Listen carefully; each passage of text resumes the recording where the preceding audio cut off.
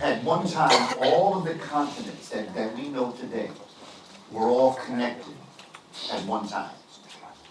And this hill rose up out of the waters and remained up out of the waters. However, good, very good, okay. This became the center of this hill. It became the very top of the hill. This part, in this area here, was the area that has received, over millions of years, the most amount of sunlight. And because it has received the most amount of sunlight, much of everything that exists, from plants to animals to everything that exists on, even the dog, comes from Africa. Plants come from Africa. Minerals come from Africa.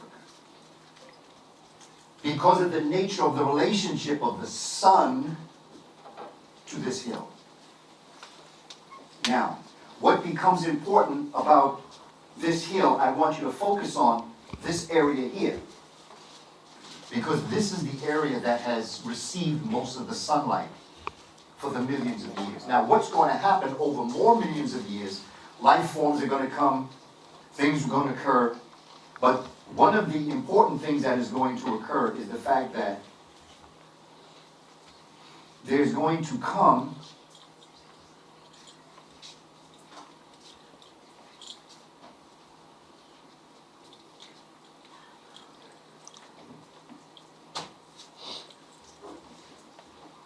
this is the map that we should have in our classrooms.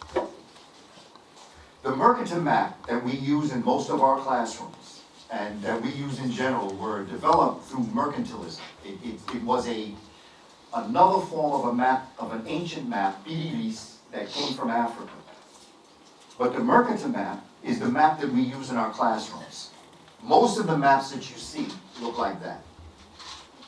However, there was a man by the name of Arnold Peters who was commissioned he was a cartographer. Cartographer is somebody who studies maps. He draws maps.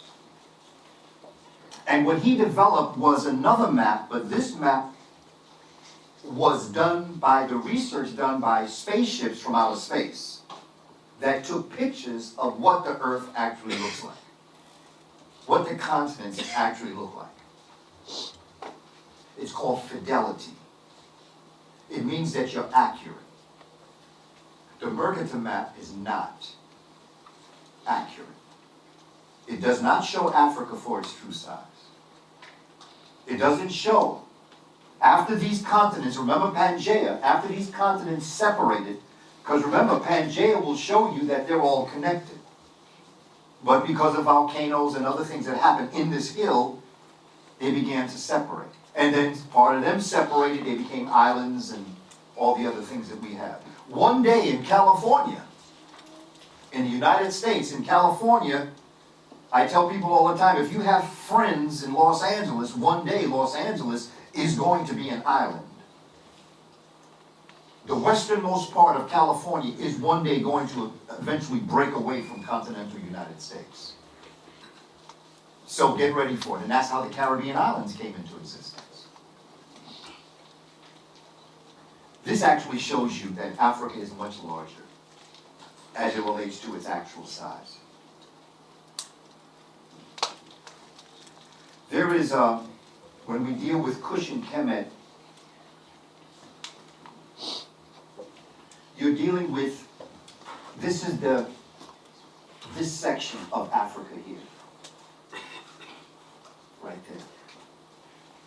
It's called the Rift Valley, R-I-F-T Valley. Rift Valley. It starts in Mozambique, comes up through Tanzania, up through Kenya, Uganda, Tanzania, Sudan, comes up across, goes into the Red Sea, and into what we today call Israel. Yesterday we called Israel Palestine. The day before yesterday we called it Canaan, which was the Black Land. Inside of this Rift Valley, you have another valley which is called the Happy Valley or the Nile Valley. Inside the Happy Valley, you have what we call the Nile River, which is going to become a pathway for the family to be able to move once they come to where they're going to be. Over time in this area, remember the Rift Valley comes up right through here. Uganda, you're going to have Kenya, Tanzania. You're going to have many different forms of human beings. And in the foothills of these mountains of Tanzania and Uganda, you're going to have different forms of activity. Now, I'm not speaking from a religious perspective. I'm speaking straight up science. Because sometimes religion gets in the way of interpreting what actually happened. So that in this area here, the Great Lakes region, Kenya, Uganda, and Tanzania, in East Africa,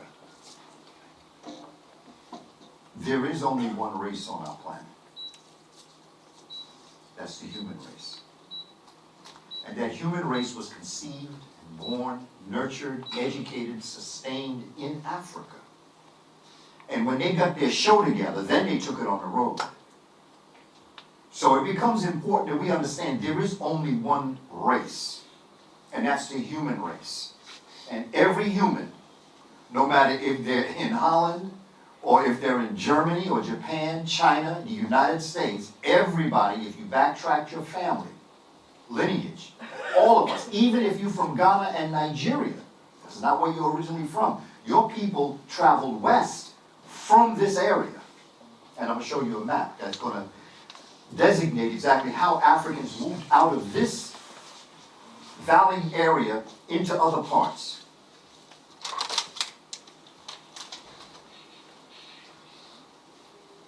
Another form of the Peters projection map that shows the various countries.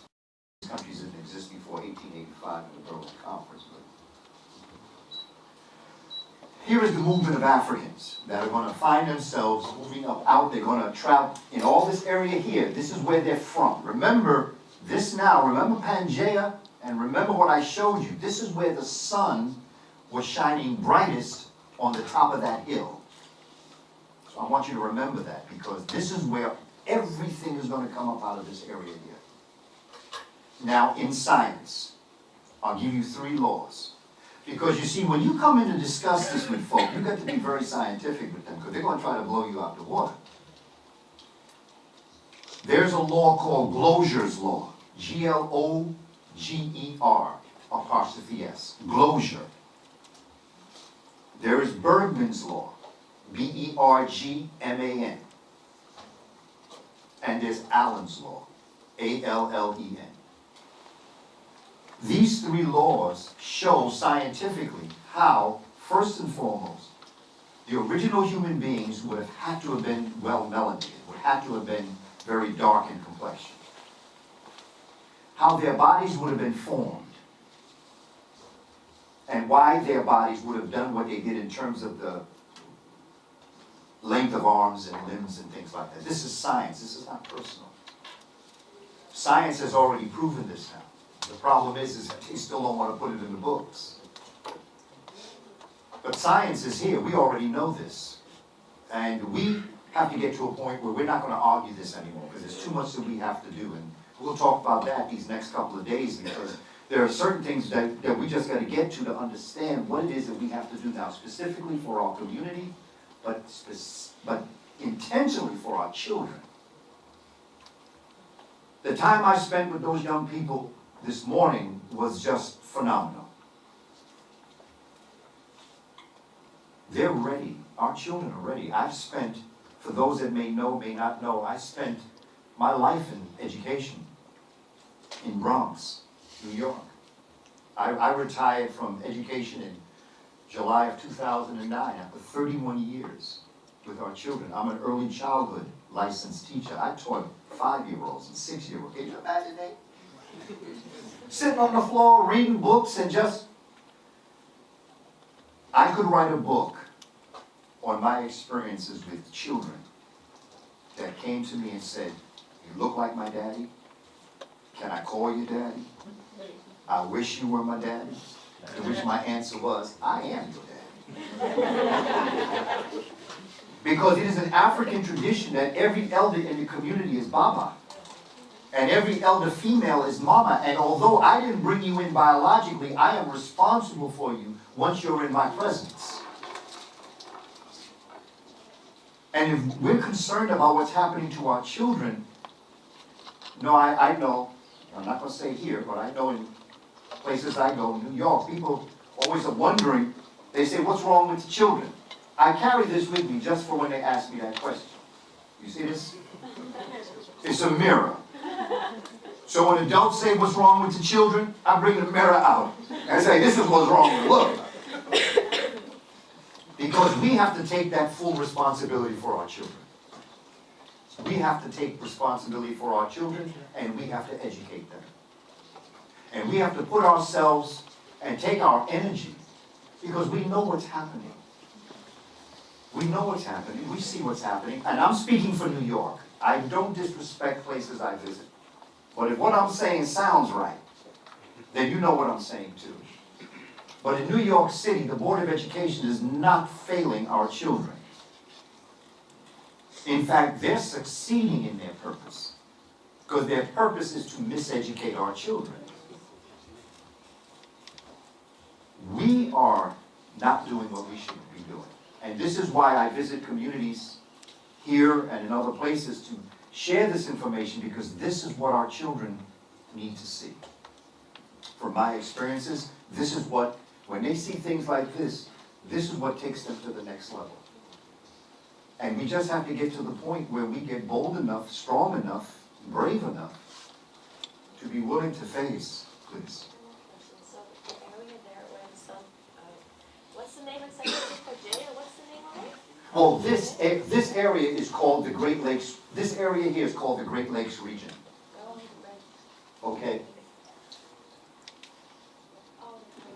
Okay, it's called the Great Lakes region. Now, the Great Lakes region is an area that comprises basically 3, maybe 4 countries: Uganda, Kenya, and Tanzania.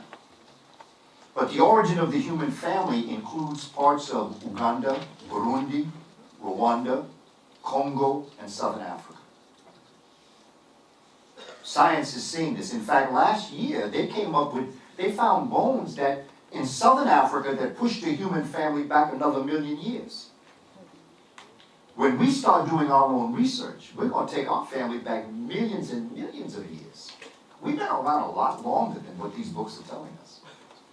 And every year brings new information. Let me tell you something else. Here's how interesting research is in this area. 2 years ago, I did a lesson plan on the Laetoli footsteps that was found in East Africa. These are footprints that were found of a human being and his family that was walking across an area that had had a volcano. Volcanic ash was left in the ground. And because of that, after the volcanic ash had dried and everything else, this family was moving across. These footsteps were found. And what they said was, these individuals in Africa had to have lived a certain amount of millions of years ago. But the only thing is that the new technology now can measure the way the footprint is. So this new footprint can detect whether the person was walking hunched over or if they were walking erect. Okay, new technology can do this. The date that they gave these Laetoli footsteps were of a human family that was walking bent over, which brought them back millions of years. But this new technology has shown that they were walking erect, the way in which the footstep was measured. If that be true, you've got to take the whole human family back more than 20 million years, if that be true, because of that scientific understanding. We now have to take the human family back millions or more years, which means that African people, the original African people, have been around much longer than what science is telling us. And this is science, which also tells us that the technological age of Africa has to go back also. Which means that pyramid builders and temple builders and the builders of all of the wonderful things have to go back the same amount of time. Everything got to go back in time. We have been great longer than they're willing to let us know. This is just science. They don't invite me places because I don't get emotional. See, we have to stop getting emotional about this. Sometimes we get very emotional because we, and I can understand why we do. But when we get emotional about it, it knocks us off our game.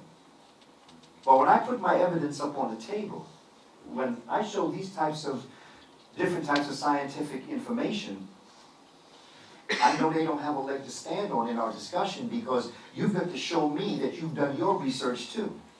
And if you don't, then I win by forfeit because you're not prepared to deal with this conversation.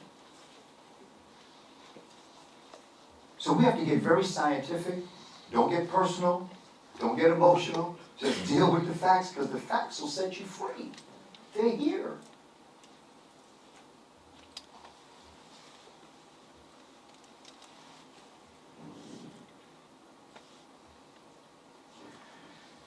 This is the Kushite kingdom. Remember, the origin of life is going to be in the Great Lakes region. It's going to be in Kenya, Uganda, Tanzania, Rwanda, Congo, Southern Africa. That's where the human family was born. But over millions of years, this human family began to develop concepts and ideas. And they moved from developing these concepts into certain fundamental understandings of their ecology. Ecology. Ecology. The study of your environment. See, we're all talking about economy. Economy means to know your home. Economics ain't got nothing to do with money. Now, we trade in money, and so much of what we want deals with money. But that's not what money is. Money is a vehicle. But economy means to know your environment. Eco is a Greek word, comes from oikos, O-I-K-O-S. Even though the Greek language don't exist, but that's a whole other conversation. It doesn't exist. The Rosetta Stone that they say has 3 levels of language, on the top they say is Meduneta, then Hieratic, and then they say this is classical Greek. This isn't classical Greek. This is another African language that the Greeks adapted. There's a book called The Historical Origins of Christianity by Walter Williams, where he shows you the alphabet from Meduneta, hieroglyphs, to Hieratic, to Greek, to Roman. So what does that say? You all, Dutch doesn't have a language. Dutch is not a language. To have a language, you must have your own personal script that goes with that language. English is not a language. Spanish is not a language.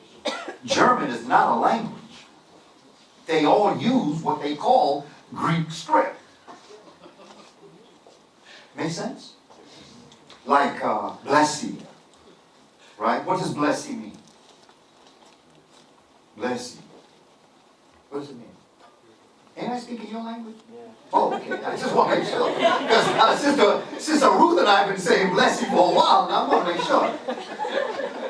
But what does it basically mean to you? Like what? Blessing. Greetings, right? But the way I would say it is hello, right? Now, hello is H-E-L-L-O, but you have those same letters in the Dutch alphabet, right? But it's the way in which you rearrange your letters that creates your language. But it's the same script, and it's the Greek script. But wait a minute. I just told you that Greek script don't exist. And that Greek script actually is a contorted African script. So then I must also be telling you that when you write Dutch, you're writing an African script. Look, family, the only thing that Europeans invented was the patent office. Because they took everybody else's idea and put their name on it. They haven't invented anything. They may have twisted it, taken it to another level, but they didn't invent anything. We are the masters of this planet. And we shared our knowledge with anybody and everybody who was willing to accept it. We just shared it with a group of wrong people at some point in history that didn't know how to appreciate the master teacher. But this is our history. This is as much your history as it is my history. And it's important that we understand these concepts. So, with what we know right now, with what I've spoken to you about right now, what I want to do is I want to take you back to the human family.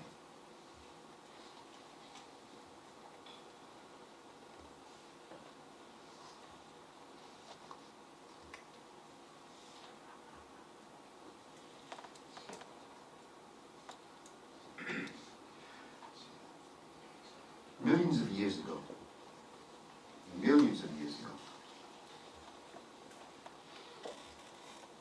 there were, on this earth, there was the age of the fishes. All life was in water.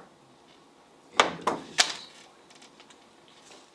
At some point in time, this age of the fishes blossomed, and with the different types of entities and animals or fish that were in the water, and with the rising of water and coming down, there came a point in time where some of the fish that were too close to the land ended up being pushed up on the land, and the water went down. Fish have gills. But these fish had to learn how to survive out of water.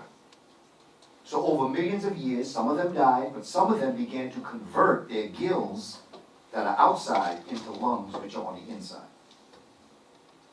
That brought forward the age of the amphibians, which are both land and water animals.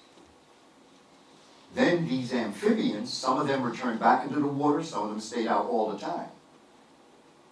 These amphibians that stayed out of the water all the time became reptiles. And that's when you had the age of the reptiles. Now, reptiles laid their eggs outside. Mother would take care of them or whatever it was. But pretty soon there were some of the reptiles that began to, instead of laying eggs on the outside, over millions of years, their eggs were fertilized on the inside. That brought forward the age of the mammals. And the age of the mammals would go through its processes. And through these processes, they then would go through an understanding of the development of us as a people. Now, I know some of us have a problem with the idea of evolving from the ape. Science, we didn't evolve from the ape. But the ape and the human have a common ancestor. 99.9% of what apes have, where they have it, humans have it the same place. Bone for bone, muscle for muscle, apes and humans are the same. Let's cry our river, build our bridge, but let's get over it. Because ape told me, what made you think I want to be identified with you? Look how y'all act. So that science has shown us, no matter how we look at it, bone for bone, muscle for muscle, the only real difference between an ape and a human is that in our brain, you have 12 melanated sites in your brain stem. There is one very important one that's known as the locus coeruleus. L-O-C-U-S C-O-E-R-E-U-L-U-S. Coeruleus. C-O-E-R-E-L-E-U-S. Locus coeruleus. It means black dot. And it sits right behind your pineal gland. And there's a relationship between the locus coeruleus, your pineal gland, and the sunlight that comes through the front of your head. Stick a pin, we're going to come back to that. But the point that I'm making is that there's more melanin in a human locus coeruleus than in an ape's locus coeruleus. There's so many differences. Apes now, they've found apes that can communicate, that have the abilities to have a language. It's not like our language, but it's a language. And there is a belief that during this age of the mammal, that there was in the trees where the ape was living, it is believed that for whatever reason, groups of that ape, some people call it Ramapithecus, R-A-M-I-P-I-T-H-E-C-U-S, Ramapithecus. R-A-M-I-P-I-T-H-E-C-U-S. You know, it's good you're taking notes because, first family, let me tell you something. Don't believe a word I say. I'm not here for you to believe me. I just want to make us think. I want to give you another perspective. So if what I'm saying at times may rub you the wrong way or it might make you feel a little uncomfortable, that's good. We need to be uncomfortable because we walk in an okie doke out here. We're letting them just tell us anything about us, about them, and we believe it. Power is the ability to define someone else's reality and have that person accept that definition as if it were their own. People have been defining us for too long. And it's time that we start thinking. And when we start thinking, then we have other options as it relates to how we're going to deal with this issue and what we're going to do with our children. So, a group of Ramapithecus are going to come down onto the land for whatever reason. The others are going to remain up in the trees. As you know, apes have opposable thumbs in their hands and opposable big toes. So they can use their hands and their feet the same way. They're up in the trees. They're in their habitat. They're in what can do that. However, when that Ramapithecus came down on the ground, all of a sudden this big toe that was opposable got in its way. So what it used to do is, and science shows over the years how this started happening, where they would push their foot up so that they could walk and not step on their big toe.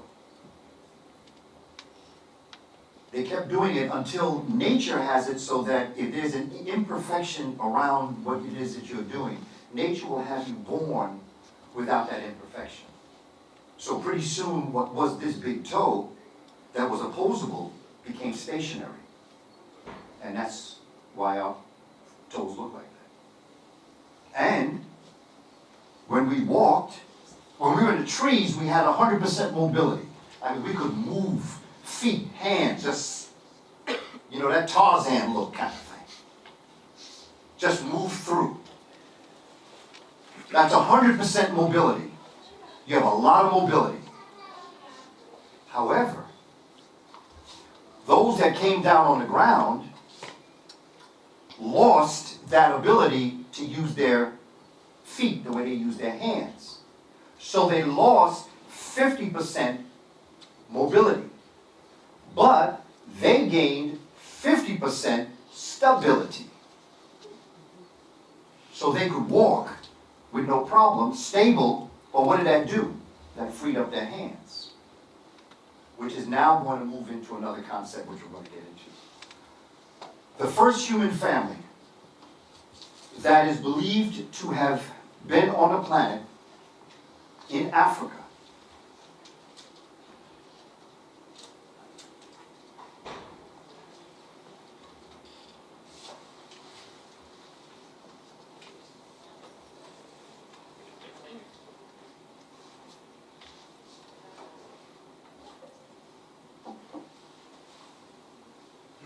is Australopithecus robustus. Ausla.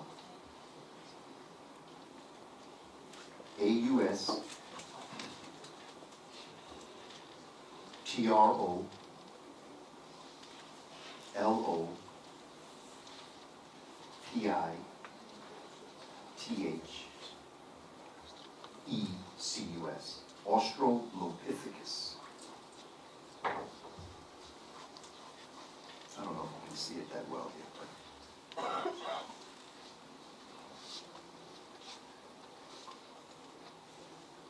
see, here's where you have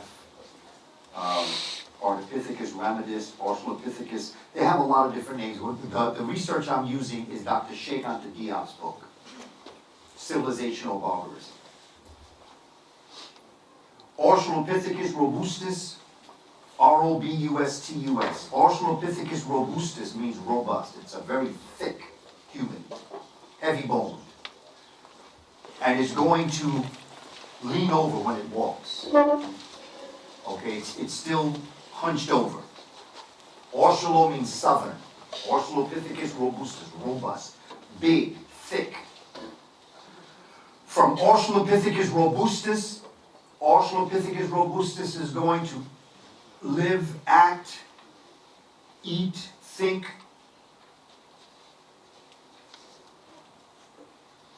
I want to ask you a question. If Aldi's closed, and if all the places that you got your food closed, if every place that you go around that you get food closed, my question to you is, could you eat dinner? The reason why I'm telling you this is because in the Bronx, in the city, projects, cement, concrete, there were two sisters that had a little home in the Bronx. They had a backyard, and they grew cucumbers and tomatoes and foods like that. You have a man that works down on Wall Street, has millions of dollars.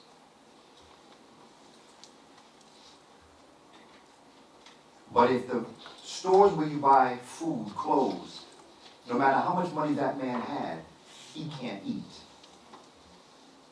And even though these two sisters had that little home with the yard in the back, could eat, they could survive. So if you have power, it means that you have a yard somewhere that you're growing food, you have a garden somewhere that you grow food. So that when we're thinking about economics and we're thinking about moving into the future, one of the things we got to get back into is into the land, back into nature. We have to start growing our own food. We have to teach our children gardening techniques. Think about what I'm saying. These are very real things. We're all trying out here trying to get that money, trying to get them euros. I understand. I'm trying to get them too. But the bottom line is that although money is green, you can't eat it. It don't make a difference. That's why I say economics is not about money. It's about knowing your environment. The point that I'm making is that these early humans made advances in agriculture. That's what I'm saying. What allowed the human family to grow was the advances in agriculture. Australopithecus robustus ate better. When robustus ate better, they thought better. When they thought better, they ate better. When they ate better, they thought. So the cycle of thinking and agricultural science becomes very important and the cornerstone to moving the human family forward. So Australopithecus robustus then lived a lifestyle that made it shed some of its heavier thickness, and Australopithecus robustus became Australopithecus gracile, G-R-A-C-I-L-E, gracile. From robustus to gracile, G-R-A-C-I-L-E. So a slender human being. Began to lose hair. Now, keep in mind, what's funny is that people talk about black folk looking like apes. But if you shaved an ape would be white. No, don't believe me. Look up underneath the underarm. We're dealing with the sun. It's the sun that makes the hair black, but the hair that's black protects the skin that's pale. A gorilla's skin is pale. In fact, the only place where a gorilla is black is where there's no hair across the face up here. This is all science. This has nothing to do with superiority and inferiority. This has to do with your relationship to the sun. Come on, fam. Last time I was here in August.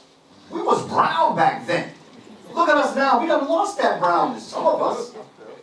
And no matter how brown you are, you get browner in the sun. And no matter how pale you may be, you become more pale in the winter. That's science. That's not personal. I'm not the complexion I was in August. And I'm not going to be this complexion next August. Neither are y'all. As long as you'll go out there and get some sun. But this is science. Australopithecus gracile is going to think better. When it thinks better, it's going to eat better. When it eats better, it's going to think better. But there's something happening. Have you ever been studying or working or doing things that pretty soon you start getting like a headache? It feels like your head hurts. Well, when you think, you know when you lift muscle, when you lift weights, what you're doing is that you're pumping your muscles. But your muscles don't grow until you stop pumping iron. That's why you should always rest between exercise, because that's when your muscles grow. Because you're making them pump when you're exercising, but it's only when you stop that they actually grow. Well, when you think, you're doing the same thing with your brain. Your brain is like a muscle. And when you think, your brain is tensing constantly. Your neurons are making it tense. Well, what's going to happen is that this early human had a slanted forehead. Well, what's going to happen is that as this human is going to think better, is going to eat better, is going to think better, is going to eat better, this thinking on the brain is going to start to make it strong, and it's going to push this part of the brain from being slanted. It's going to push it forward. It's going to create what's known in the brain as a prefrontal cortex. Okay? Yes? Make sense? Yeah, we were talking about what we were talking about it. Med students? Biology students? Okay. That's what's going on here. And the forehead is going from slanted to being pushed out so that something's going to happen, but I got to tell you some other things before I tell you what's going to happen. But this gracile is going to be so advanced that it's going to move into another form of the human being. But this form of the human being is going to be very different from the others because of this. I like watermelon. It's a perfect food. The most perfect food you can eat is watermelon. That's why they try to make fun of us when we be eating that watermelon. I love my watermelon. I don't care what anybody says. That's a perfect food. I eat watermelon, spit the seed out. Over time, I noticed that the earth engulfs the seed. And where that seed was, all of a sudden, all these other watermelons come up. And I watch. Spit the seed out. And over time, in my head, I'm registering, wow. Where I spit that seed, remember, thinking better, eating better, thinking better, eating better, there's a cycle. And I'm looking and I say, well, wait a minute, if I should take my finger, and if I should put a hole in the ground, and put the seed in, I'm going to cut down the amount of time it takes for that watermelon to pop up. And I'm going to test it out. I'm going to see if it's true. So now I put a hole in the ground with my finger and I put the seed in. Wow, yeah, it does. But pretty soon my finger starts to hurt. So I say, well, let me go get a stick. And instead of always using my finger, I'm going to use a stick and I'm going to put holes in the ground. And I'm going to put seeds there. Wow, look at that, cut down the time. I say, what happens like, okay, I can put one seed in, but suppose I take 3 sticks, and I do that. Then I can get 3 more watermelons, so to speak, or advancement of those watermelons. But when I do that, my back hurts.